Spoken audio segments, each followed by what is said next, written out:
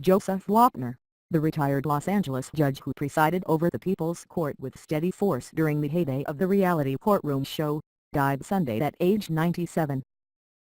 Son David Wapner told the Associated Press that his father died at home in his sleep. Joseph Wapner was hospitalized a week ago with breathing problems and had been under home hospice care.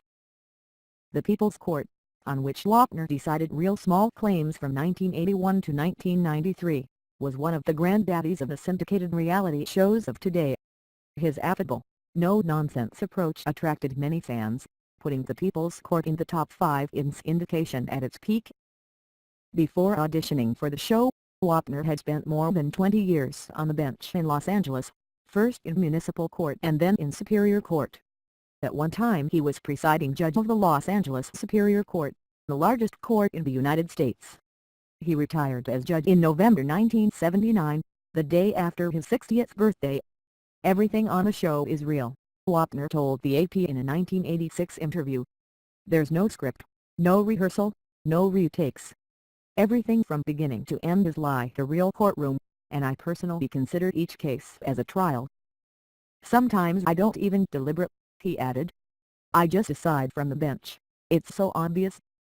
The beautiful part is that I have carte blanche." The People's Court cases were tried without lawyers by the rules of small claims court, which has a damage limit of $1,500.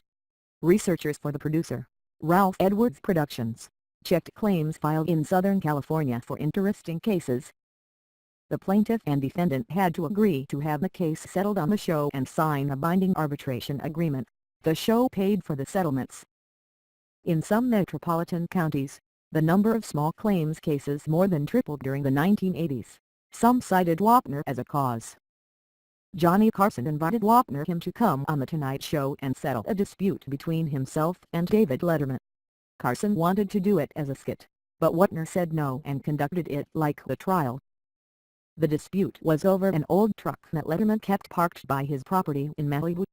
Carson said it was an eyesore and had it hauled away. When Letterman got it back, the headlights had been broken. "I awarded Letterman $24.95, said Wapner. By the time Wapner left the show, in 1993, interest in the genre had cooled, but trials such as the Simpson trial and the courtroom theatrics of Judge Judy revived the TV court craze starting in 1997. Wapner returned to the People's Court show in 2000 to help celebrate its 3,000th episode, judging the case of a man suing over a piece of sports memorabilia. He said he had seen snippets of Judge Judy's work, but generally never watched such shows. "I never watched myself," he said. "Why should I watch them?" He also had a series on the Animal Planet cable channel called Judge Wapner's Animal Court. Wapner was a Los Angeles native and received a law degree from the University of Southern California. He is survived by his wife of 70 years, Mickey, and by 2 sons, both of whom joined the legal profession. A daughter, Sarah, died in 2015.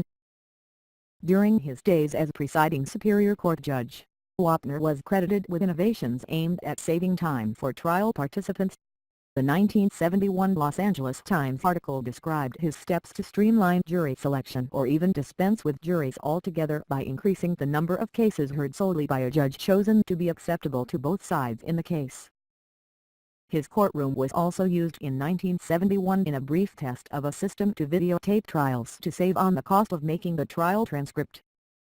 Wapner said he was often amazed at the lengths people would go to prove a point. A woman bought a birthday cake for her daughter for $9. She said it was moldy, and the baker offered to refund only for $1.50.